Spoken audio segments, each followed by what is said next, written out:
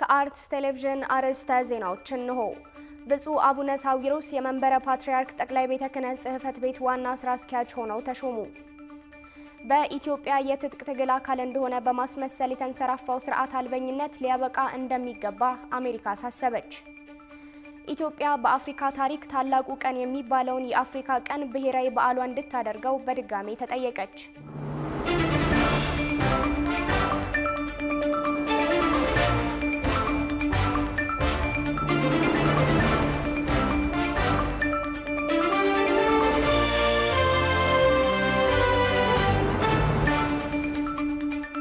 የክብር ሰላምታችን በያላችሁበት ድረስ ይህ ከአርትስ ቴሌቪዥን የሚተላለፍላችሁ የዜና ወጃችን ነው። በዓለማችንና በሀገራችን በርካታ ጉዳዮች ተከስተዋል። እኛም ከዓለም ዙሪያና ከሀገር ውስጥ የመራረጥንላችሁ መረጃዎች ይዘን ቀርበናል። ከዜናዎቹ ጋር ጽዮን ላይኩን አብሬያችሁ ቆይታ አደርጋለሁ። አብሮነታችሁ አይለየን። ብፁዕ አቡነ ሳዊሮስ የመንበረ ፓትርያርክ ጠቅላይ ቤተ ክህነት ጽሕፈት ቤት ዋና ስራ አስኪያጅ ሆነው ተሾሙ። የኢትዮጵያ ኦርቶዶክስ ተዋሕዶ ቤተክርስቲያን የቅዱስ ሲኖዶስ ምልአተ ጉባኤ ባደረገው ስብሰባ የተለያዩ ሹመቶችን ዛሬ ሰጥቷል። በዚህም መሰረት ብፁዕ አቡነ ዲዮስቆሮስ የቅዱስ ሲኖዶስ ዋና ጸሐፊ ተደርገው የተሾሙ ሲሆን ብፁዕ አቡነ ሳዊሮስ ደግሞ የመንበረ ፓትርያርክ ጠቅላይ ቤተ ክህነት ጽሕፈት ቤት ዋና ስራ አስኪያጅ ሆነው ተሹመዋል።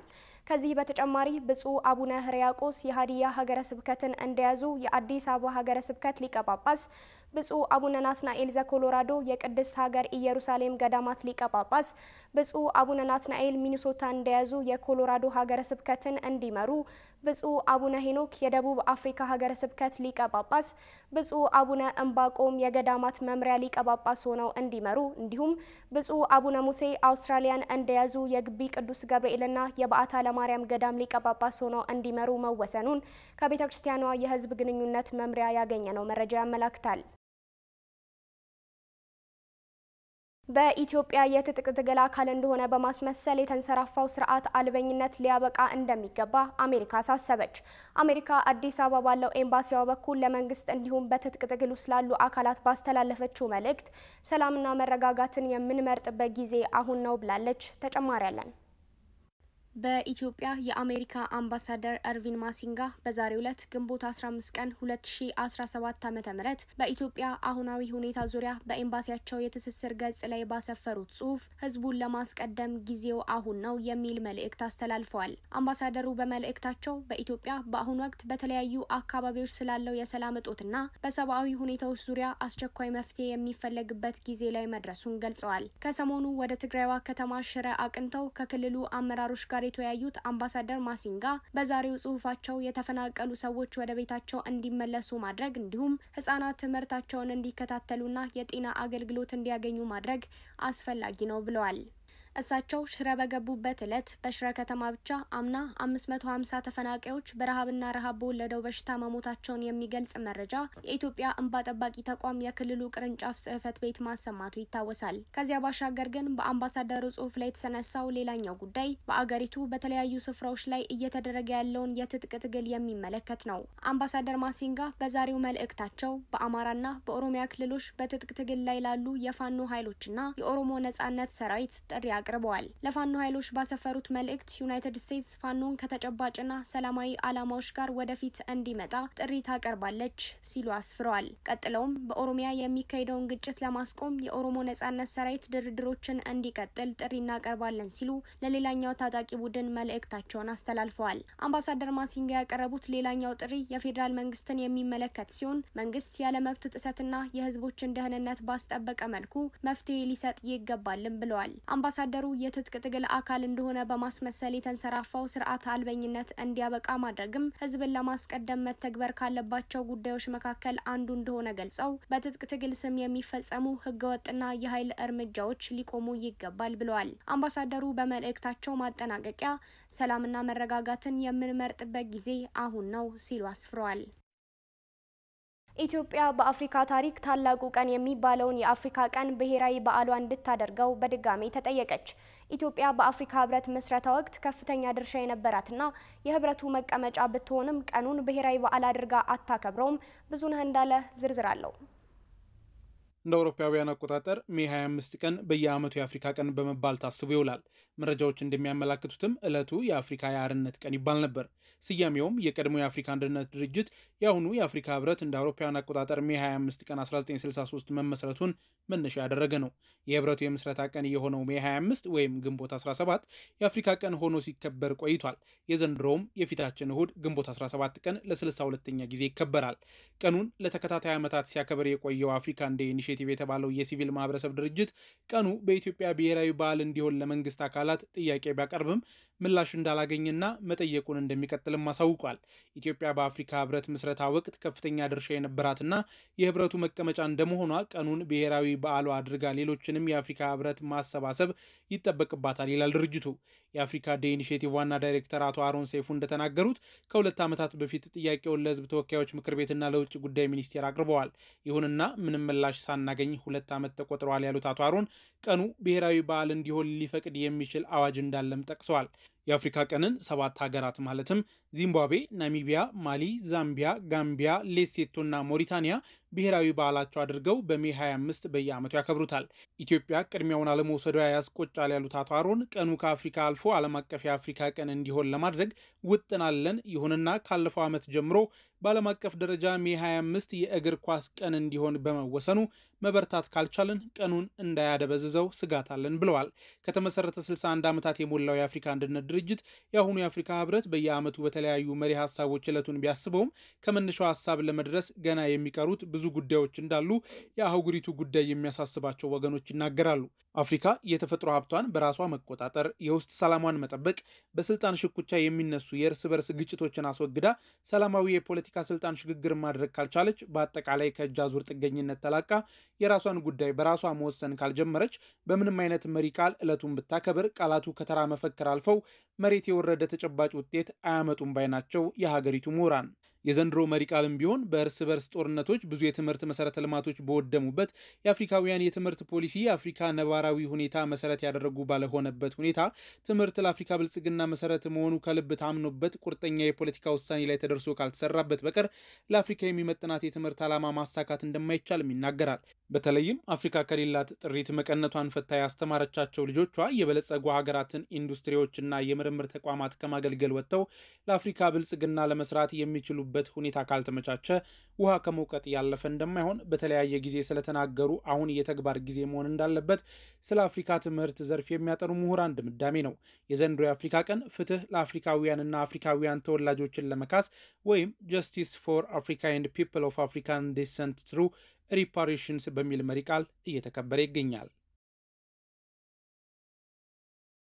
በኒውክሌር ጣቢያዎች ላይ እስራኤል ለምታደርሰው ጥቃት አሜሪካ ኃላፊነቱን ትወስዳለች ስትል ኢራን አስጠነቀቀች። እስራኤል ኢራንን ለማጥቃት እየተዘጋጀች ነው የሚሉ ዘገባዎች መውጣታቸውን ተከትሎ ቴህራንን ልዩ የአጸፋ እርምጃ እንደምትወስድ አስጠንቅቃለች። የውጭ ትንታኔና ዓለም አቀፍ ጉዳዮች ዘጋቢያችን ቃል ኪዳን ይጥና ጉዳዩን በዝርዝር ተመልክቶታል። በርካታ ጦርነቶችን አድርገዋል። አንዳቸው ለአንዳቸው መጥፋትና መውደም ሳይታክቱ እየሰሩ አሁንም ይተጋሉ። ሁለቱም ሀገራት መንግስቶቻቸው ሲቀያየሩ ያለፈው የጀመረውን የማዳከምና የማጥቃት ተግባር ለማስቀጠል ይጨባበጣሉ። የታሪክ ዳራቸው ብዙ ዓመታትን ይህ ነው የማይባል ከመዋደድ አይሉት ከመጠላላት ሊፈርጁት የሚከብድ ከጊዜ በኋላ ግን የለየ ግንኙነታቸውን እንካችሁ ይለናል። ፊት ለፊት አውጀው ጦርነትን ባይገጥሙም እስራኤል እና ኢራን ቀዝቀዝ ባለው መንገድና በተዘዋዋሪ ዘወትር ጦርነት ላይ ናቸው። የዓለም ሰሞነኛ አጀንዳ የሆነው የኢራን የኒውክሌር ድርድር በስምምነት ሊቋጭ ከጫፍ ደርሷል ተብሎ መወራቱ ከማንም በላይ ጽዮናዊቱን ሀገር ጮቤ ማስረገጡ ሳይታለም የተፈታ ጉዳይ ቢሆንም የአያቶላዎቹ ኢራን ግን እስራኤል አዘናግታ በኒውክሌር ጣቢያዎች ላይ ጥቃት ለመፈጸም ሽርጉድ እያለች ነው ስትል አስታውቃለች። Several US media reports have claimed that Israel is making preparations to strike Iranian nuclear sites despite the ongoing US-Iran talks. የኢራንን የኒውክሌር መርሃ ግብር ለማስቆም የቴህራንና የዋሽንግተን መሪዎች የሚያደርጉት ድርድር እንደቀጠለ ባለበት በዚህ ወቅት ከዩናይትድ ስቴትስ ዙሪያ መለስ ድጋፍ የሚንቆረቆርላት እስራኤል የኢራንን የኒውክሌር ተቋማት ለመምታት መዘጋጀቷን የአሜሪካ መገናኛ ብዙሃን እየተቀባበሉት ነው። የአሜሪካው እውቅ የቴሌቪዥን ጣቢያ CNN እንደዘገበው እስራኤል የኢራንን የአቶሚክ ተቋማት ለመምታት መዘጋጀቷን የሚጠቁም መረጃ ዩናይትድ ስቴትስ እጅ ገብቷል። ይህንን ተከትሎ ምላሽ የሰጡት የኢራኑ ውጭ ጉዳይ ሚኒስትር አባስ አራጋቺ የሆናዊቷ ያሏት እስራኤል የኢራንን የአቶሚክ ተቋማት ከነካች ዩናይትድ ስቴትስ ራሷ በቀጥታ ተጠያቂ ትሆናለች። ሌሎች የኢራን እውቅ ዲፕሎማቶችም ዓለም አቀፉ ማህበረሰብ የመከላከል እርምጃ እንዲወስድ በማሳሰብ ላይ ይገኛሉ። ውጭ ጉዳይ ሚኒስትሩ አባስ አራጋቺ እንዳረጋገጡትም የኢራን የአጸፋ እርምጃ ይዘት ጥንካሬና መጠንም ዓለም አቀፉ ማህበረሰብ ያለበትን ኃላፊነት ለመወጣት በሚወስደው እርምጃ ላይ የተመሰረተና የሚመጣጠን ነው። በእርግጥ ኢራን የጦር ኃይል እርምጃ አይደለም ስለ ጦር ኃይል እርምጃ ለሚሰነዘርባት ዛቻ የማያዳግም አጸፋ እሰጣለሁ እያሉ መዛት የዘውትር ተግባሯ ቢሆንም ዩናይትድ ስቴትስና እስራኤል ኢራንን ቢደበድቡ የቴህራኖች አጸፋ የካቡል የባግዳድ ወይም የትሪፖሊ አይነት እንደማይሆን ግን ሳይታለም የተፈታ ጉዳይ ነው። ሙሉ በሙሉ ውጤታማ ነው የተባለለት አዲስ የወባ መከላከያ መድኃኒት በኢትዮጵያ ሊሞከር ነው። የወባ በሽታ በየዓመቱ 600,000 ያህል ሰዎችን እንደሚገድል የአሜሪካ ተመራማሪዎች ገልጸዋል። ሩሃ ግርማ ተጨማሪ አላት። በየዓመቱ 600,000 ያህል ሰዎችን የሚገድለው የወባ በሽታ ወደ ሰዎች የሚተላለፈው ፓራሳይት ተሸካሚና አስተላላፊ በሆነች ሴት አኖፊለስ በተሰኘች ትንኝ ሲነከሱ ነው። አኖፊለስ ትንኝ ብቻ ከ400 ዘር በላይ ያሉ ሲሆን ከነሱ መካከል 30ዎቹ ብቻ ወባን ያስተላልፋሉ። በአሁኑ ወቅት የወባ ትንኝን ከበሽታ አምጪ ፓራሳይቱ ከማዳን ይልቅ በጸረ ተባይ ለማጥፋት ጥረት ይደረጋል። በዚህም የወባ ትንኞቹ በሽታው እንዳይስፋፋ እንዲሁም ጥገኛ ተዋሲያኑ በውስጣቸው ለመግደል የወባ መድኃኒት ሊሰጣቸው እንደሚገባ የአሜሪካ ተመራማሪዎች አስታውቀዋል። ይህ ዘዴ በቤተ ሙከራ ውስጥ በተካሄደ ፍተሻ ውጤታማ መሆኑ የተረጋገጠ ሲሆን በቀጣዩ ደግሞ በኢትዮጵያ ውስጥ ተግባራዊ ሙከራ ለማድረግ እቅድ መያዙ ተገልጿል። የሃርቫርድ ዩኒቨርሲቲ ተመራማሪዎች በወባ ትንኙ አገር ገብተው በሽታ አምጪውን ፓራሳይት የሚገድሉ 2 መድኃኒቶችን ማግኘታቸው የተገለጸ ሲሆን ይህንንም ለማድረግ የወባ መከላከያ ጎበርን ለረጅም ጊዜ በመድኃኒቶቹ ለመንከር እቅድ መያዙ ተነግሯል። ተመራማሪዎቹ በኔቸር መጽሔት ላይ በታተመው ጥናታዊ ጽሑፋቸው ላይ እንዳስቀመጡት 2 መድኃኒቶች ፓራሳይቱን ሙሉ በሙሉ መግደላቸውን አስታውቀዋል። እነዚህ መድኃኒቶች በአጎበር ላይም ፍተሻ የተደረገባቸው ሲሆን የወባ ትንኟ አጎበሩ ላይ በምታርፍበት ወቅት ባትሞት እንኳን ፓራሳይቱ በውስጧ ስለሚሞት ወባ ማስተላለፍ አትችልም ነው የተባለው። ተመራማሪዎቹ በእያንዳንዱ በወባ በተያዘ ሰው ውስጥ የወባ ፓራሳይቶች በቢሊዮኖች እንደሚገኙ ገልጸው በእያንዳንዱ ወባ ትንኝ ውስጥ ግን ከ5 በታች በመሆናቸው መድኃኒት የመቋቋም አቅማቸው በጣም ደካማ ነው ብለዋል። ይህ መከላከያ መንገድ በላብራቶሪ ተፈትሾ ውጤታማ መሆኑ የተነገረ ሲሆን ቀጣዩ እቅድ በሌላው ዓለም አጎበሩ እንደሚከላከል ለማረጋገጥ በኢትዮጵያ ፍተሻ ማድረግ መሆኑ ተገልጿል። ይህ አካሄድ ውጤታማ መሆን አለመሆኑን ለማወቅ የሚደረጉ ጥናቶችን ለማጠናቀቅ ቢያንስ 6 ዓመታት እንደሚወስድ ጥናቶች ያመለክታሉ። ክብራትና ክብራን ከአርትስ ዜናዎች ጋር አብራችሁ ስላላችሁ አርትስ ቴሌቪዥን ያመሰግናችኋል። ማንኛውም አይነት የዜናም ሆነ ሌሎች ጥቆማዎችና አስተያየቶች ቢኖራችሁ በአጭር የጽሁፍ መልእክት መቀበያ ቁጥራችን 6121 ላይ ብታደርሱን ተቀብለን ወደ እናንተ እናደርሳለን።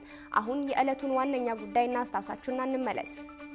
ብፁዕ አቡነ ሳዊሮስ የመንበረ ፓትርያርክ ጠቅላይ ቤተ ክህነት ጽሕፈት ቤት ዋና ስራ አስኪያጅ ሆነው ተሾሙ። ከቆይታ በኋላ በአርትስ ስፔሻል የመረጃ ሰዓታችን ልዩ የመዝናኛ የኪነ ጥበብና የሁነት መረጃዎችን ወደ እናንተ እናደርሳለን። ይጠብቁን። ልዩ ልዩ ስፖርታዊ መረጃዎችን ወደ እናንተ የምናደርስበት ሰዓት ላይ ደርሰናል። ስፖርታዊ መረጃዎቹ በዮናስ ግርማ ወደ እናንተ ይደርሳሉ። ከመረጃዎቹ ጋር መልካም ቆይታ። የዕለት አርብ ስፖርታዊ መረጃዎቻችንን ከሀገር ውስጥ ስንጀምር የ31ኛ ሳምንት የኢትዮጵያ ፕሪሚየር ሊግ ቀሪ መርሃ ግብሮች ነገ የሚከናወኑ ይሆናል። የ31ኛ ሳምንት ጨዋታዎች በአዳማ ሳይንስና ቴክኖሎጂ ዩኒቨርሲቲ ስታዲየም ከዛሬ ጀምሮ እየተካሄደ ሲሆን በነገው ዕለትም ወሳኝ 3 ጨዋታዎች ይደረጋሉ።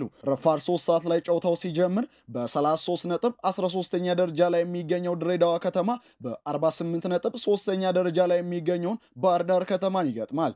መሪዎችን እግር በእግር እየተከተለ የሚገኘው ባህር ዳር ከተማ ነጥቡን ወደ መሪዎች በማስጠጋት በዋንጫ ፉክክር ውስጥ ለመቆየት ሲፋለም፣ ድሬዳዋ በበኩሉ አሸንፎ ከአደጋ ክልል ለመራቅ ብርቱ ፉክክር ያደርጋል ተብሎ ይጠበቃል።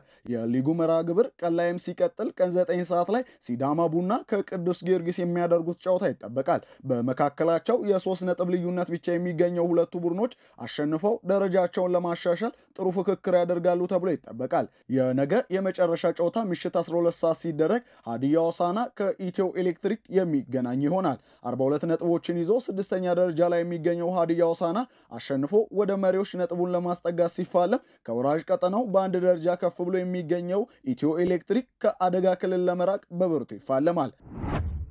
ከባህር ማዶ ወዳገኘናቸው መረጃዎች እናልፋለን።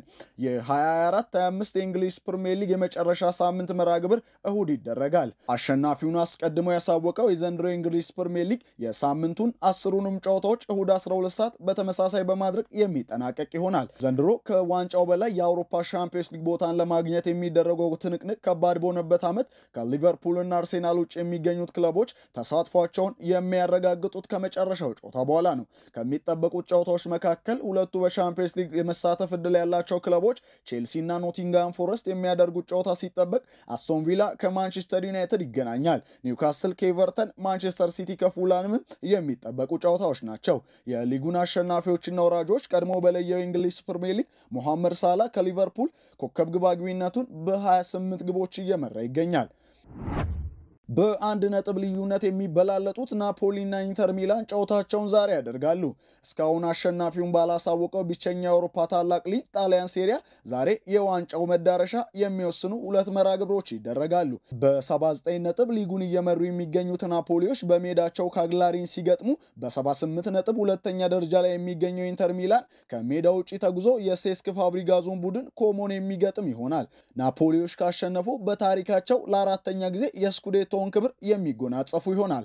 ኢንተር ሚላኖች ቢያሸንፉ እንኳን የናፖሊዎችን ነጥብ መጣል ወይንም መሸነፍ የሚጠብቁ ይሆናል። ሁለቱም ለዋንጫ የሚፎካከሩ ቡድኖች የመጨረሻ ወሳኝ ጨዋታቸው ያለ ዋና አሰልጣኞቻቸው የሚያከናውኑ ይሆናል። ምክንያቱም ሁለቱም አሰልጣኞች ባሳለፍነው ሳምንት ጨዋታ ቀይ ካርድ በመመልከታቸው ነው። ጨዋታውን ኢንተር ሚላን አቻ ወጥቶ ናፖሊ ከተሸነፈ ሁለቱም እኩል 79 ነጥብ ስለሚኖራቸው በእርስ በእርስ ፍልሚያ የዋንጫው አሸናፊ የሚለይ ይሆናል። በመጨረሻም የሪያል ማድሪድ አጥቂ ኤንድሪክ በጉዳት ምክንያት የክለቦች ዓለም ዋንጫ ውድድር እንደሚያመልጠው ተገለጸ። ብራዚላዊው ታዳጊ ተጫዋች ያጋጠመው የጡንቻ መሳሳብ ጉዳት ለ2 ወራት ከቡድኑ ውጪ እንደሚያደርገው ኢኤስፒኤን ምንጮችን ዋቢ አድርጎ ዘግቧል። ክለቡ ባወጣው መግለጫ ኤንድሪክ ቀኝ እግሩ ላይ ጉዳት እንደደረሰበት ቢገልጽም የማገገም ሂደቱ ምን ያህል ጊዜ እንደሚፈጅ አላሳወቀም። ማድሪድ በአዲሱ ውድድር ቅርጽ በአሜሪካ በሚካሄደው የክለቦች ዓለም ዋንጫ ውድድር የመጀመሪያ ጨዋታውን ከሳውዲው አልሂላል ሰኔ 18 በማያሚ ያደርጋል። ጨዋታው የአሰልጣኝ ካርሎ አንቸሎቲ ተተኪ ጃቪ አሎንሶ የመጀመሪያ ፈተና እንደሚሆን ይጠበቃል። የአዲስ አበባ መታወቂያ የአገልግሎት ዘመንና ሌሎች ማሻሻያዎች ሊደረጉለት ነው ተባለ። የሲቪል ምዝገባና የነዋሪነት አገልግሎት ኤጀንሲ አዲስ አበባ የወረቀት የነዋሪነት መታወቂያ ካርድን ወደ ዲጂታል ካርድ የቀየረችላቸው ነዋሪዎች ቁጥር 2 ሚሊዮን ማለፉን አስታውቋል። ተጨማሪ አለን። የአዲስ አበባ ከተማ ከ7 አስርት ዓመታት በላይ የነዋሪነት መታወቂያን ለነዋሪዎች በመስጠት ረጅም ዓመታትን ያስቆጠረች መሆኑ የሚታወቅ ነው። ሆኖም ግን ከተማዋ ከዚህ ቀደም ለነዋሪዎቿ የምትሰጠውን የነዋሪነት መታወቂያ ካርድ አሰጣጥ ከህገወጥነት ለመከላከልና ወደ ዲጂታል በማሸጋገር ከወረቀት ስርዓት ወደ ዲጂታል ለመቀየር ላለፉት ዓመታት ሲሰራበት እንደነበር ከሲቪል ምዝገባና የነዋሪነት አገልግሎት ኤጀንሲ የተገኘው መረጃ ያመለክታል። በዚሁ መሰረት ኤጀንሲው የወረቀት የነዋሪነት መታወቂያን ወደ ዲጂታል የተቀየረላቸው ነዋሪዎች ቁጥር ከ2 ሚሊዮን ማለፉን አስታውቋል። ይህም መታወቂያ የዲጂታል ምዝገባ የነዋሪውን የባዮሜትሪክ መረጃን ያካተተና ከ35 በላይ ለማስረጃነት ጥቅም ላይ የሚውሉ የግለሰብ መረጃዎች የሚመዘገቡበት ስርዓት መሆኑ ተገልጿል። በተጨማሪም ኤጀንሲው በቀጣይ ወራት በስራ ላይ ያለውን የነዋሪነት መታወቂያ ይዘት፣ የአገልግሎት ዘመንና የገጽ ዲዛይን ከተማዋ ያለችበትን ደረጃ በሚመጥንና ፋይዳን መሰረት ባደረገ እንዲሁም ሁሉን አቀፍ አገልግሎት የሚሰጥ አድርጎ ለማሻሻል ዝግጅት እየተደረገ እንደሚገኝ ጠቁሟል። በተቋሙ የወሳኝ ኩነት ምዝገባን ጨምሮ በጠቅላላ ወደ 3 ሚሊዮን የሚጠጉ ነዋሪዎች መረጃም በዲጂታል ምዝገባ የመረጃ ቋት ውስጥ እንዳለም አመላክቷል። የሲቪል ምዝገባና የነዋሪነት አገልግሎት ኤጀንሲ ባሳለፍነው ዓመት ሰኔ ወር ላይ የወረቀት መታወቂያ መስጠት ለመጨረሻ ጊዜ ማብቃቱና ሙሉ ለሙሉ ወደ ዲጂታል ሽግግር መደረጉን መግለጹ የሚታወስ ነው። በሌላ በኩል የአንድን ግለሰብ ሙሉ ማንነት መግለጽ ያስችላል የተባለውም ፋይዳ ዲጂታል መታወቂያ ከ30 በላይ የሚሆኑ አገልግሎት ሰጪ ተቋማት ውስጥ እንደ ቅድመ ሁኔታ እየተጠየቀ መሆኑን መረጃዎች ያሳያሉ። ክቡራን ተመልካቾች አሁን ሰዓቱ በየሳምንቱ ወደ እናንተ የሚደርሰው አርት ስፔሻል ልዩ የመዝናኛ የኪነ ጥበብና የሁነት መረጃዎች ነው። ልዩ መረጃዎቹ በናትናኤል ዴበና ወደ እናንተ ይደርሳሉ። ከመረጃዎቹ ጋር መልካም ቆይታ።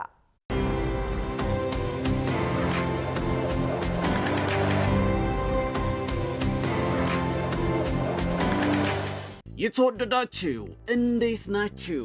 ይህ አርትስ ስፔሻል ነው። ዋና ዋና ጉዳዮች ድምጻዊት ሃይማኖት ግርማ ጅንኑ ስትል የሰየመችውን የሙዚቃ አልበም ከ12 ዓመታት በኋላ ዛሬ ለሙዚቃ አድማጮች አቀረበች።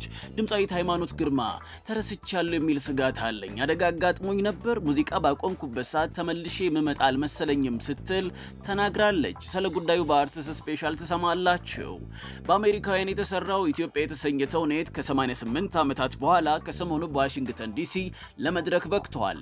ተውኔቱ በ1930ዎቹ ከተዘጋጀ በኋላ በጊዜው የአሜሪካ ፕሬዝዳንት በነበሩት ቴዎዶር ሩዝቬልት አስተዳደር አማካኝነት ለህዝብ እይታ እንዳይቀርብ በይፋ ታግዶ የቆየ እንደሆነ ተነግሯል። በዝርዝር እንነግራችኋለን። በአዲስ አበባው የጣይቱ የባህልና የትምህርት ማዕከል ውስጥ የፊታችን ሰኞ በማዕከሉ ታሪክ የመጀመሪያው ግዙፍ የስነ ጥበብ አውደ ርዕይ ለእይታ ሊበቃ ነው። ድንቅነሽ ወይም ሉሲ የተገኘችበት 50ኛ ዓመት ተከበረ። እንዲሁም በእድሳት ምክንያት ተዘግቶ የቆየው የኢትዮጵያ ብሔራዊ ሙዚየም ዛሬ አገልግሎት መስጠት ጀምሯል። እነዚህንና ሌሎችንም የአርትስ ስፔሻል የኪነትና ኩነት መረጃዎች እናቀርብላችኋለን። አብራችሁኑ ነው።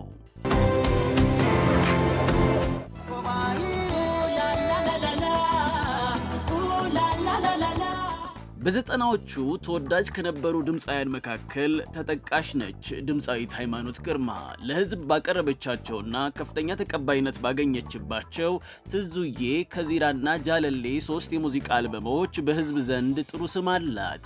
ዛሬ ግንቦት 15 2017 ከድፍን 12 ዓመታት ኋላ ጅንኑ ስትል የሰየመችውና አንጋፋና ወጣት የሙዚቃ ባለሙያዎች የተሳተፉበት 4ኛ አልበሟን ለአድማጮች አቅርባለች። ለመሆኑ ድምጻዊት ሃይማኖት ግርማ 12 ዓመታት ለሚሆን ጊዜ ከሙዚቃ ለምን ራቀች?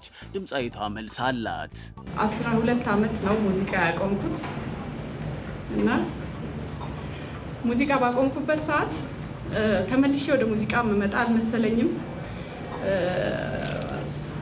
ምክንያቴ ልናገር ትንሽ አደጋ አጋጥሞኝ ነበር እና ትንሽ አይኔ ፊቴ ግራና ቀኝ የሆነ አደጋ ነበር፣ መወጋት ምናምን ነበርና ሕክምና አድርጌ ጥቁር አንበሳ ወደ ስራ ልመለስ እዚህ ጋር የነርቭ መጣመም ነበረውና ቆዳ የሌለው ጠባሳ እንዲያደገ መጣ። ከዛ ከሙዚቃ በቃ ተመልሼ አልመጣም፣ ወደ ሰው የሚሄደው አጋጣሚ ከዚህ በኋላ አይኖረኝም ብዬ ሙዚቃውን አቆምኩት እና በኋላ ሱዳን ጓደኞቼ ስራ ጠርተውኝ እንሂድ ሲሉ አይ እኔ አሁን አልሰራም ፊቴ ተበላሽቷል ስላቸው ጠሩኝና ከነ ልጆቼ ከነናቴ ወስደው አሳከሙኝ እና ፊቴ አሁን እንደምታዩት ሆነና ፊቴ ዳሜጅ ሆኖ ነበርና ሙዚቃ አቆሜው ከሰው ጋር አቀላቀላለሁ ይሄን ቀና ያለው በህይወት ያስብ ያላቀ አዲሱ አልበማ በደሜሉላና ናሆም ሪከርድስ ፕሮዲስ የተደረገ ሲሆን ከቅርብ ጊዜ ወዲህ በርካታ ድምጻውያን በራሳቸው ዩቲዩብ ቻናል በኩል የሙዚቃ ስራቸውን ለአድማጮች እያደረሱ ይገኛሉና ድምጻዊት ሃይማኖት ግርማ አንቺስ ለምን በራስሽ የዩቲዩብ ቻናል የሙዚቃ አልበምሽን አላሰራጨሽም ተብላ ተጠይቃ ነበር። ድምጻዊት ሃይማኖት ግርማም ተረስቻለሁ የሚል ስጋት አለኝ ብላለች። ተረስቻለሁ የሚል ስጋት አለኝ ማለት በዩቲዩብ ከፍቼ ለመስራት ትንሽ ስጋት አለኝ። ጅንኑ የተሰኘው አዲስ አልበሟ 12 ሙዚቃዎችን በውስጡ ያዘ ሲሆን ዛሬ አመሻሹን በናሆም ሪከርድስ ዩቲዩብ ቻናል እና በዓለም አቀፍ የሙዚቃ መተግበሪያዎች በኩል ለአድማጮች ደርሷል። ከ88 ዓመታት በፊት እንደተሰራ ይነገራል። በአሜሪካውያን የተዘጋጀው ኢትዮጵያ ተውኔት መሰረቱን በሁለተኛው የጣሊያን ወረራ ላይ ያደረገው ኢትዮጵያ የተሰኘው ተውኔት በዋሽንግተን ዲሲ ከሰሞኑ ከፈረንጆቹ ሜይ 16 ቀን ጀምሮ ባሉት ተከታታይ 3 ቀናት ዘዋርፍ በሚገኘው በዋተር ፍሮንት የቲያትር አዳራሽ ውስጥ ከ88 ዓመታት በኋላ ለመድረክ ቀርቦ ከፍተኛ ተቀባይነትና አድናቆት እንዳገኘ ተሰምቷል። ይህ ተውኔት በ1930ዎቹ ከተዘጋጀ በኋላ በጊዜው አሜሪካ ፕሬዝዳንት በነበሩት ቴዎዶር ሩዝቬልት አስተዳደር አማካኝነት ለህዝብ እይታ እንዳይቀርብ በይፋ ታግዶ የቆየ ቲያትር እንደነበረም የታሪክ መዛግብት ይናገራሉ። ይህ ታሪካዊ ቲያትር ጥቁር አሜሪካውያን ለጭቁን አፍሪካውያን መብት መከበር በጊዜው የነበራቸውን የነቃ አደረጃጀትና የላቀ ተሳትፎ የሚያሳይ ከመሆኑም በተጨማሪም ሁለተኛውን የጣሊያን ወረራ በመቃወም በቺካጎ የኢትዮጵያ ወርልድ ፌዴሬሽን መስራች በሆነችው ማይሚ ሪቻርድሰን ታሪክ ላይ ተመስርቶ የተዘጋጀ ተውኔት ነው። በወቅቱ ጥቁር አሜሪካውያን ለኢትዮጵያ ነጻነት የነበራቸውን ቁርጠኛ አቋምና ድጋፍ ምን ያህል እንደነበረ ፍንትው አድርጎ የሚያሳይ ተውኔት ነው። ተውኔቱ የጭቁን ህዝቦች የነጻነት ተጋድሎና ጸንቶ በአንድነት ፋሺዝምን መታገል እንደሚገባቸውም ያሳያል። የተውኔቱ ርዕስ ኢትዮጵያ የተባለው ሀገሪቱ ለቅኝ ግዛት እጅ ያልሰጠችና የጥቁር ህዝቦች ታሪክ ተምሳሌት በመሆኗ ነው ብለዋል የቲያትሩ አዘጋጆች። እንደ መዝናኛ ሚዲያ ዘገባ ከሆነ ደግሞ ተውኔቱ ወደ ባልቲሞር በማቅናትም ለእይታ እንደሚቀርብ የተውኔቱ አዘጋጅ ድርጅት አስታውቋል። በአዲስ አበባው የጣይቱ የባህልና ትምህርት ማዕከል ውስጥ የፊታችን ሰኞ በማዕከሉ ታሪክ የመጀመሪያው ግዙፍ የሥነ ጥበብ አውደ ርዕይ ሊከፈት ነው። 24 ወጣትና አንጋፋ ሰዓሊያን የሚሳተፉበትና ለማዕከሉ የመጀመሪያ እንደሆነ የተነገረለት ይህ የስዕል አውደ ርዕይ የፊታችን ሰኞ ግንቦት 18 ቀን 2017 ዓ.ም አመሻሹ ላይ የተለያዩ የክብር እንግዶች በተገኙበት ይከፈታል ተብሏል። አውደ ርዕዩ እስከ ግንቦት 30 ለ12 ቀናት ከጠዋቱ 3 ሰዓት እስከ ምሽቱ 11 ሰዓት ድረስ ለጎብኚዎች በእይታ ላይ ይቆያል ተብሏል። ላለፉት 24 ዓመታት በሰሜን አሜሪካ ግዛቶች በአውሮፓና በሌሎችም አህጉራት በመዘዋወር ኢትዮጵያውያን የሀገራቸውን ባህልና ቅርስ እንዲያውቁ ሰፊ ውይይቶች በመፍጠርና በማሰልጠን የሰራው የጣይቱ የባህልና ትምህርት ማዕከል የአዲስ አበባ ማዕከሉን ባሳለፍነው ወር ሚያዝያ 18 ቀን 2017 ዓ.ም ማስመረቁ ይታወሳል። የሉሲ ወይም ድንቅነሽ አጽም የተገኘበት 50ኛ ዓመት ክብረ በዓልና ሁለተኛው የቅርስ ምርምር ጉባኤ ዝግጅት ጎን ለጎን ተካሄደ። በሁለተኛው የቅርስ ምርምር ጉባኤ በኢትዮጵያ ቅርሶች ላይ ትኩረታቸውን ያደረጉ 26 ጥናታዊ ጽሑፎች በውጭና በሀገር ውስጥ ተመራማሪዎች የቀረቡ ሲሆን ከ6 በላይ የሚሆኑት በሉሲ ድንቅነሽ ላይ ትኩረታቸውን ያደረጉ መሆናቸው ተነግሯል።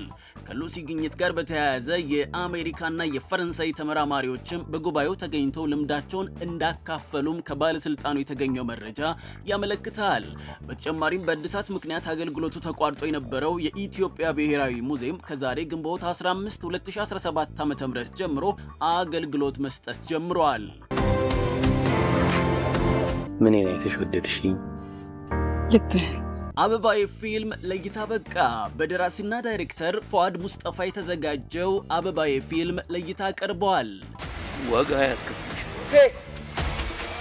በፊልሙ ላይ ሰለሞን ሙሄ፣ ዳግማዊ አባተ፣ ጽዮን ጌቱ፣ ልዩ ያዕቆብና ሌሎችም በትወና ተሳትፈውበታል።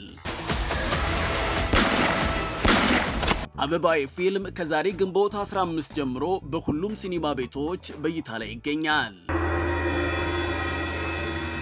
ክቡራትና ክቡራን ተመልካቾቻችን ለዚህ ሳምንት ያዘጋጀንላችሁ የአርትስ ስፔሻል የኪነትና ኩነት መረጃዎች ይህንን ይመስል ነበር። ስለተከታተላችሁን እናመሰግናለን።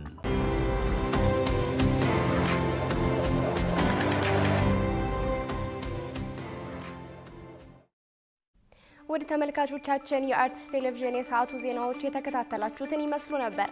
ስለሰጣችሁን ጊዜ ከልብ ያመሰግነን። ከዜናዎቹ ጋር ጽዮን ላይኩን አብሬያችሁ ቆይታ አድርጌያለሁ። ከቀሪ የጣቢያችን ዝግጅቶች ጋር መልካም ጊዜን ተመኘው።